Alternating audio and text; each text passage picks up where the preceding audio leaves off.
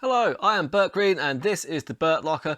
This particular video is a quick hits casuals guide to UFC 285, headlined obviously the return of John Jones facing off against Cyril Gane at heavyweight. And your eyes are not deceiving you. That is Fox Mulder from the X-Files squaring up with one of the greatest heavyweights of all time, Brock Lesnar. That's right, one of the greatest heavyweights of all time. How's that taste? Bitter? Hard to get down? You don't like hearing it, but it is true. It is true. Brock Lesnar is one of the best.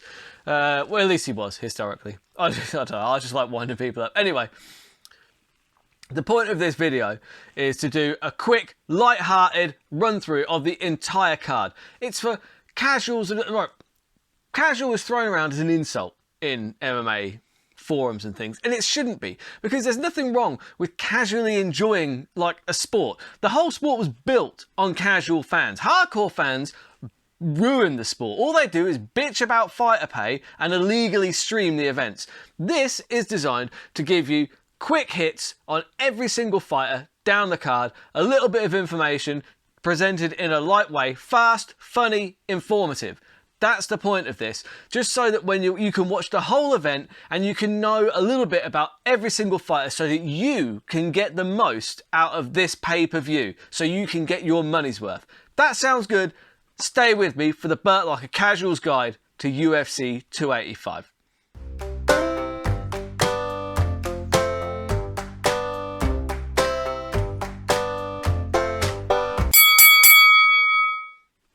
Right, let's start off with the early prelims. We have got Canuela Kirk taking on Esteban Gringo Ribovics. Now, Argentinian Ribovics, we've got 5'10", playing 5'10", 75-inch reach for Kirk. I'm kidding, they just haven't put his reach on there. So according to Sherdog, Kirk is a BJJ black belt. He got submitted by Damon Jackson, who looks like Trevor from GTA. Gringo is unbeaten, but mostly against nobodies. He has steamrolled every single one of them, 11 wins, all of them finishes. So I'm thinking that since he's got 6 KOs, 5 submissions, he's going to look to even that up, get the submission here. So that's a good a reason to pick him as any. Damon Blackshear versus Farid Basharat. 5'10", plays 0 again because the stat makers haven't put the stats up. Blackshear went to a draw in his only UFC fight, so that's not a loss, but it's not a win either. He seems to like the submissions. He has 8 of them on his record. Basharat that's not like Charlie from Always Sunny who bashes rats. His name is Basharat. That's a terrible joke. I'm sorry. I'm not even sorry. Anyway, UK fighter, undefeated. He hasn't fought anybody of note or anywhere of note, honestly. He mainly gets submissions. So look, you've got 2 guys that like submissions in this one. I would say that Blackshear looks physically the stronger of the 2. So for that reason, I'm going to go Blackshear by decision. Then you've got Jessica Payne versus Tabitha Ricci. Now 5'5", plays 5'1". Now Tabitha Ricci is a pocket rocket. She is so tiny, but she's fantastic. She's one of my absolute favourites. She is a dime piece. Look at her, beautiful. Payne is also not bad to look. I'm not saying one's better than I am. I love Tabitha Ricci. I love her. Tell her I have to go, but I love her. Anyway, Payne, black belt, Brazilian Jiu-Jitsu, brown belt, judo. Ricci, Brazilian Jiu-Jitsu black belt and Judo black belt. Plus, she's shorter, so her belt line's always going to be lower, which is going to help in those Judo transitions. So that is more better. I'm going to take Ricci by decision, mostly because she's my favourite and I like playing favourites. Mana Martinez versus Cameron Simon. Simon? I don't know how to pronounce that. South African kid, anyway. 5'10", plays 5'8", 3-inch reach for Martinez. Martinez is a striker predominantly. He's new to the UFC, has 8 knockouts. Out of 10 wins, but none of them are in the UFC, so you take it with a pinch of salt. Cameron Simon is the teammate of Dricus Du Plessis, so he's extremely good. A lot of hype behind him. Dricus has a lot of positive things to say about him, so he's probably pretty good. I would say that his path of least resistance against a striker is going to be to ground him and get the submission, and he's perfectly capable of doing that, so that is what I would go for in that one. That's in the bantamweight division, by the way. And then you've got Ian Machado Gary against Song Kenan, the assassin.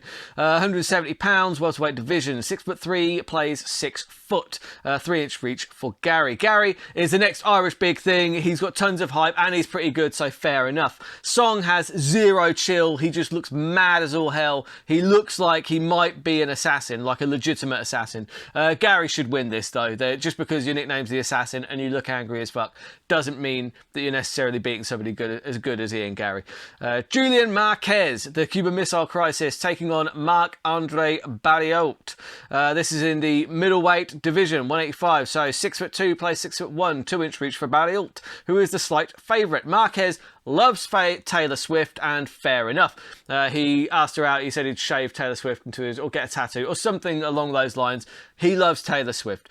He's big, he's strong, he's pretty good everywhere. Barriault is solid everywhere, but he's not better everywhere than Marquez, so I'm not quite sure why he's the favourite, to be honest. Marquez, by submission, head and arm choke, most likely. Vivian Araujo versus Amanda Ribas in the women's flyweights. 5'4", plays 5'4", 2-inch reach for Araujo. Now, Araujo is good at BJJ. She's got solid hands as well. She really does. Whereas Ribas is excellent at BJJ. Her striking can be a little bit clumsy. She leaves her chin out there. She submitted Paige Van Zandt, which is one of the bigger ones on her record, but that was on Paige's downward decline. Ribas by decision in this one would be my pick, just because unless she stands with Araujo, in which case she could get knocked out because she does leave her chin right out there to be hit. But I think it goes to the ground. She's probably slightly better at getting the position, so I'll take her by decision in that one. Derek Brunson versus Dricus du Plessis. 185 pounds, middleweight division, 6'1", plays 6'1", 1-inch reach for Brunson, who is the underdog in this one. Brunson has been around forever. Just when you think his career is done, he changes his hair to blonde and all of a sudden he's knocking people out all over the place. He's a Division II NCAA wrestler with a Brazilian Jiu-Jitsu black belt under Renzo Gracie. That is high. That's a very good black belt under Renzo, and it's combined with the wrestling. It's just a dangerous combination. Dricus du Plessis, he is a phenom from South Africa. The S is silent, and always he looks tired, but he's big, he's strong, he's good in every area. Like, he's just got no real glaring weaknesses. However, this is a terrible matchup for Dricus du Plessis. Even though Brunson is an underdog here, I think that his style is going to be kryptonite for du Plessis. We've not really seen du Plessis on his back too often. I think that much like the S in his name, du Plessis is going to be silenced after this decision loss to Derek Brunson.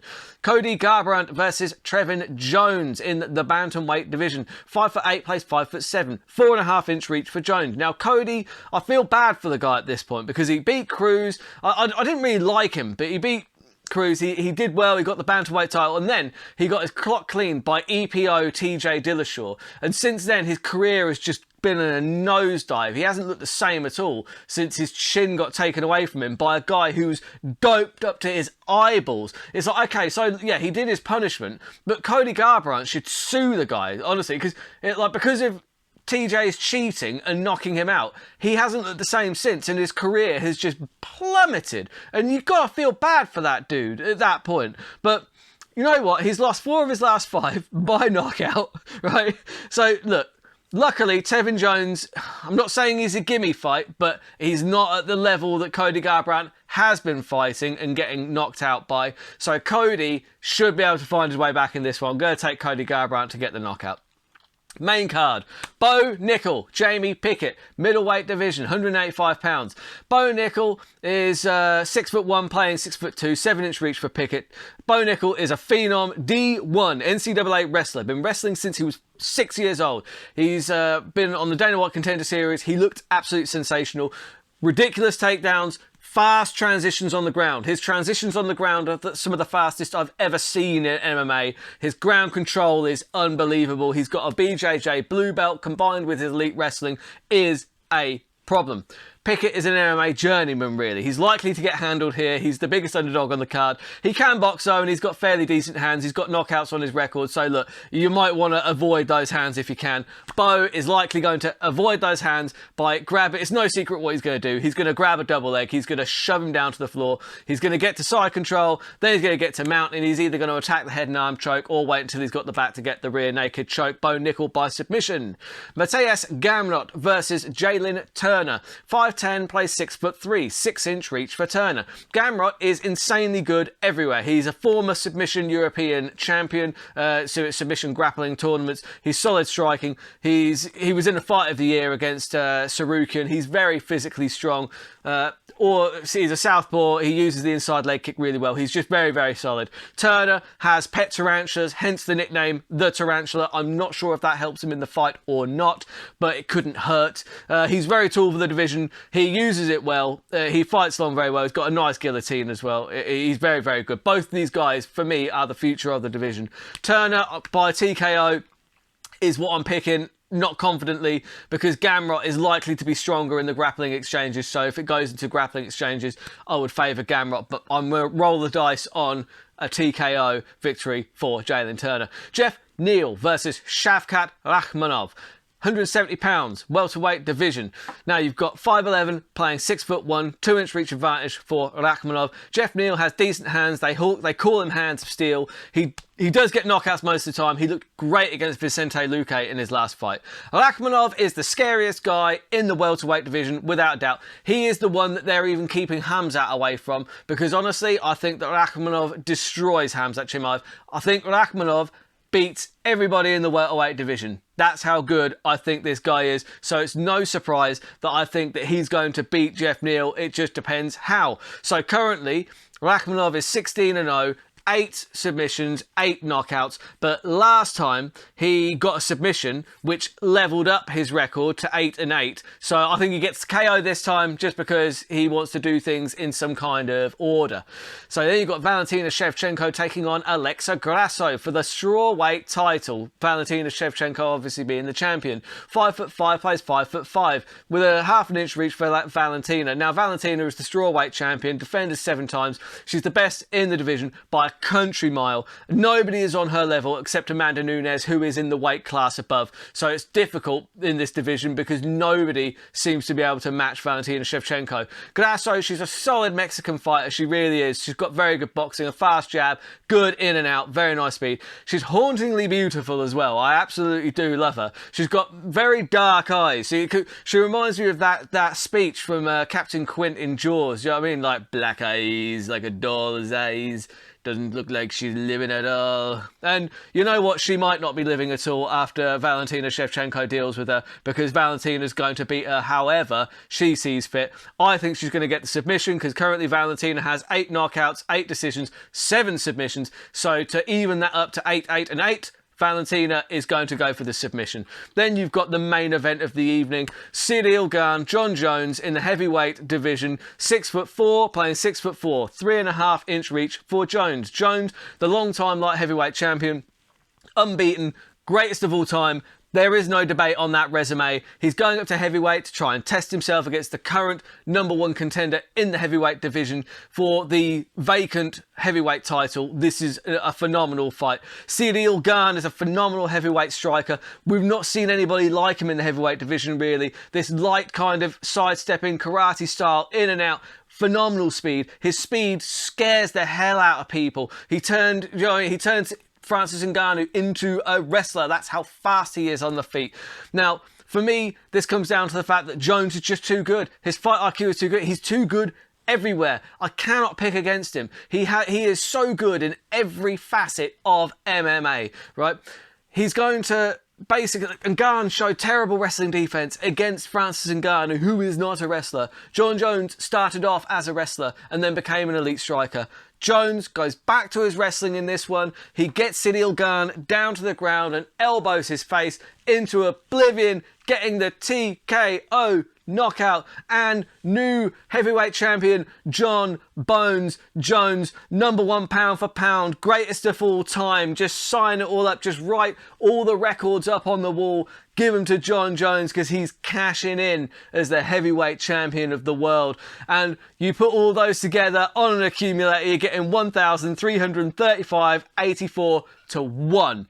That is a terrible bet, never coming off in a million years, but that's my MMA scratch card because it's like a scratch card, only you get to watch people bash each other in the face whilst you're doing it. So yeah, if you've enjoyed this content, please do me a favour, hit subscribe, that'd be wonderful. We'll see how all these fights pan out next week, and I'll do a recap of them. Until then, keep all those odds long and those bets terrible.